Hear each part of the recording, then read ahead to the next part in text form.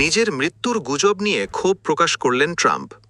যুক্তরাষ্ট্রের president Donald Trump সম্প্রতি সামাজিক যোগাযোগ মাধ্যমে ছড়িয়ে পড়া তার নিজের মৃত্যুর গুজব নিয়ে সরাসরি ক্ষোভ প্রকাশ করেছেন।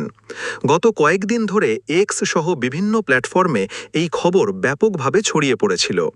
মঙ্গলবার ২ সেপ্টেম্বর ফক্স নিউজের একজন সাংবাদিক তাকে এ বিষয়ে প্রশ্ন করলে তিনি বিস্ময় প্রকাশ করেন এবং এটিকে সম্পূর্ণ পাগলামি বলে অভিহিত করেন। ট্রাম্প বলেন, সত্যি বলছেন, আমি তো এটা দেখিনি। গত সপ্তাহে আমি একাধিক সফল সংবাদ সম্মেলন করেছি। মাত্র ২ দিন কোনো সম্মেলন করিনি, আর তারা বলা শুরু করল নিশ্চিতভাবেই আমার কিছু হয়েছে।